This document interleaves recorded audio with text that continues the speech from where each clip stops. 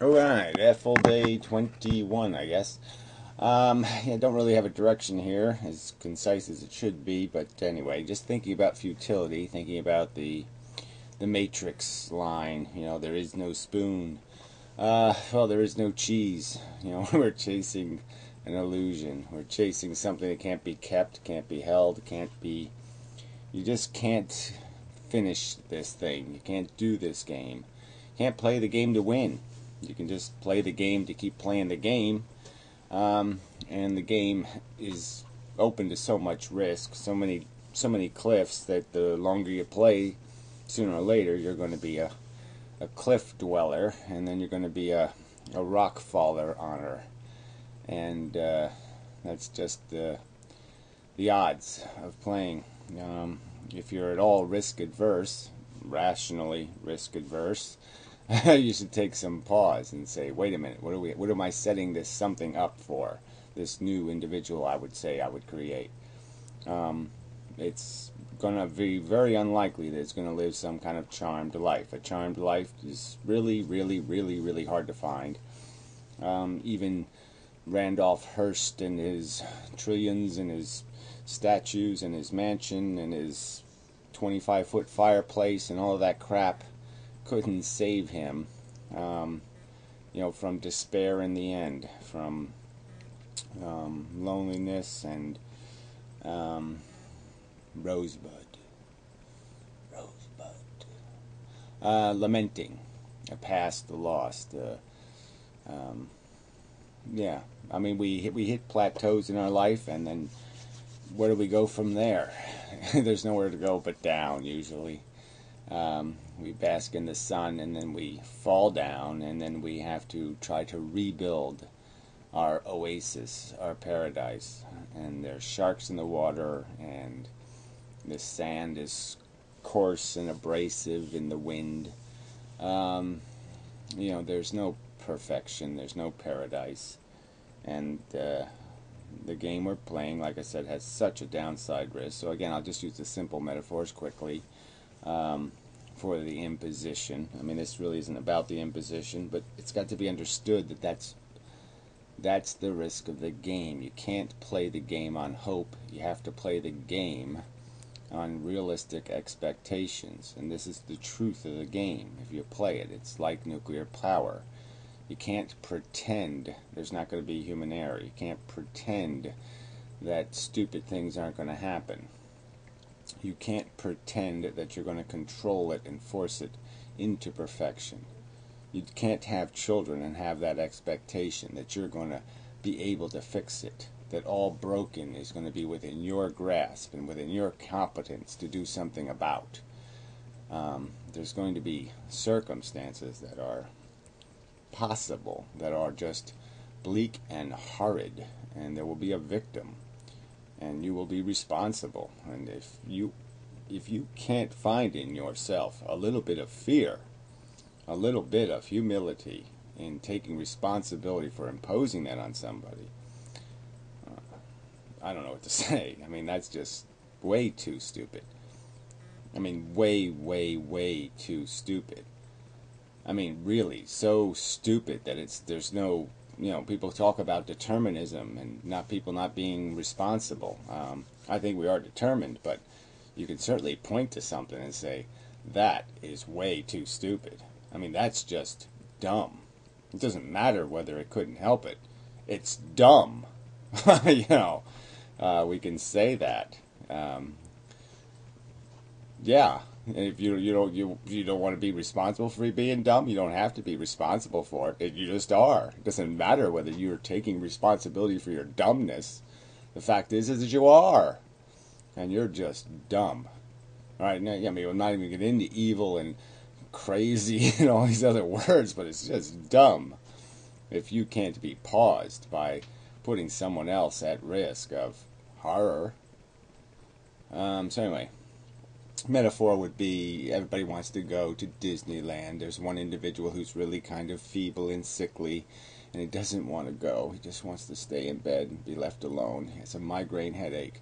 And you're basically saying, no, we want to go. You're going to have to go. It's all or nothing, like nuclear power or some other decision. It's all or nothing. And so you're coming along for the ride, whether you like it or not. I personally couldn't do that. Maybe you can. I can't. I can't see any possibility that I could go up to this feeble, suffering individual and say, I'm going to make it worse. Here we go. Why? Because I want to go play a game. I want to go eat some cheese. So well, I will get back to the theme, which is there is no cheese. The other metaphor being used is Dr. Frankenstein creates monsters in his castle. 7 of the monsters go out the front door, happy and deluded in thinking they're accomplishing something and pretty and clean, and the other 3 go out the back door, deformed, broken, miserable. They find even the air uncomfortable. It hurts their throats. It's just none of it makes any sense to them. And what's the rational thing for them to do as monsters, as victims? To just take it, to just say, well, let's just kill each other, let's just kill ourselves? Or is it their obligation to try to stop more monsters from coming out the back door? I think you can logically understand why I might be a little bit aggressive, a little bit motivated to get in your business. If your business is producing not only my pain, but the pain I can imagine, the pain I can see in the world, it's on your hands. You're the one saying, let's do it. Okay? So you can't run away from that. You're voting for it. I shouldn't fuck you for your vote. I shouldn't say, God damn it, you're my enemy. You're hostile to my rational perception of what should be. Come on, get real. You suck. Yeah, your values suck. Because you're obsessed with thinking you can keep climbing. You're going to get somewhere. You're going somewhere. You can't go anywhere. It's a roller coaster. It's a kid's toy. It doesn't have any substance. You're just chasing a delusion, and that's it.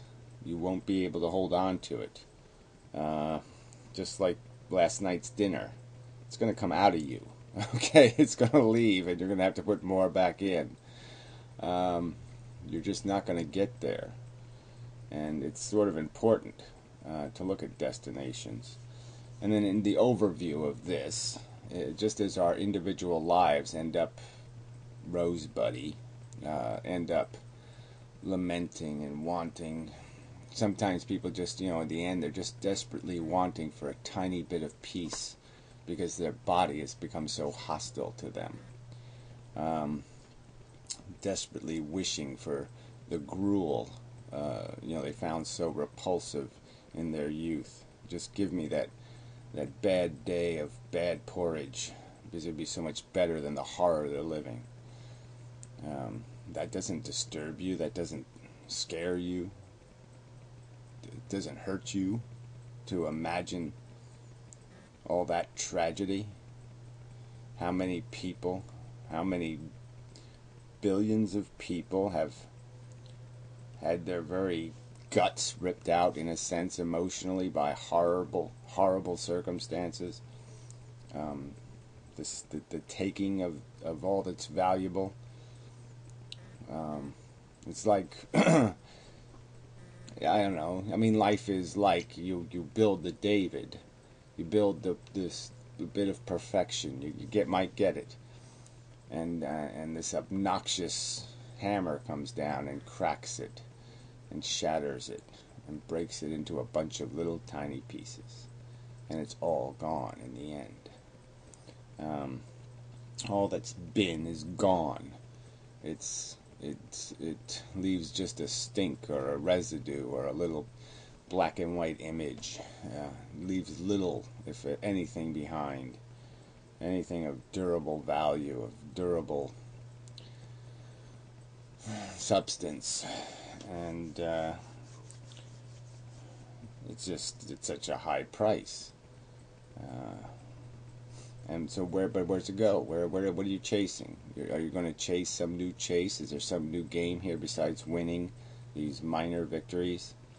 gaining your little moment where you paint a few perfect brush strokes and then your hand goes retarded and you can never do it again.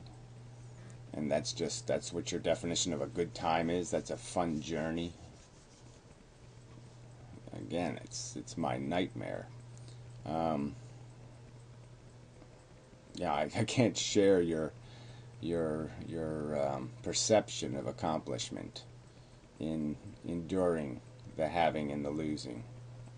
It is back to, all these fairy tales, and they just put happily ever after at the end.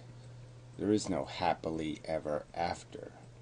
There's tumors and nursing homes and shit, and there's even Romeo and Juliet. The only way you could end that play is with this tragedy, this almost perfect tragedy, of death, quick and done with it. Because where was it going to go? Was it going to get better? Were they going to climb some new beautiful mountain? No, I'm afraid not. It wasn't going to get better. It was going to get harder and rougher and dirtier, and it would just degrade. And you can't lament that. You can't say that is a problem. That's a problem with this game. Is that we can't go somewhere and stay there. We have to just keep getting a little tiny bit of the drug, a little bit of heroin at a time, a little drop. We can't stay satisfied. We can't stay complete. And then overall, if you look at the biggest picture, yes, the universe is going to kill the human race. It's going to kill the planet Earth eventually. It's going to end eventually anyway. So all we're talking about is, how many more tickets we're going to hand out before we just say this is a closed play. We've been there and done this all over the place, almost every way you can do it. And in so many ways we can see how our culture is sort of, it's become bulimic, or it's become sick in a way. It doesn't produce anything anymore. It just takes the old poo and puts it on the plate and puts some garnish on it and tries to resell us old ideas and old themes. Creativity doesn't have anywhere to go. We've hit all the keys on the piano, all the ways you can hit them, in a way. We're running out of gas anyway. Running out of the gas of new, and then we're just becoming overtly redundant. And so we can do this gracefully, or we can do it hard, and that's the only question. Will you drive the human race over the cliff, down the rocks, bang, bang, crash, crash, smash, smash, fire, blood, guts, or will you gracefully, just gracefully, put on the brake and then turn off the key? It's really not that difficult to figure this out. You have two choices. Do it like a slob, or do it intelligently and compassionately and sensibly and gracefully. And you're going to just, out of obstinance, out of just petty obstinance, out of, human ego crap, some sort of notion of your fantasticness, you're going to just sit there and say, no, no, no, step on the gas, step on it harder. And you're going to drag everybody else with you. And people like me aren't supposed to sit in the back seat and say, you son of a bitch. You fucking son of a bitch. Yeah, I'm sorry. We all do impose on each other. You cannot avoid this imposition. And you're imposing risk. And I'm arguing that that's the one thing we have no right to do. You want to impose fruit salad? Well, that's okay. Go ahead and impose fruit salad. But do not impose risk, you friggin' bastards. Do not impose something lesser than what was possible. Wow. Yeah, right. Do not impose less than your full measure of obligation. If you can't do it right, don't do it. Yeah, okay. Enough, I believe.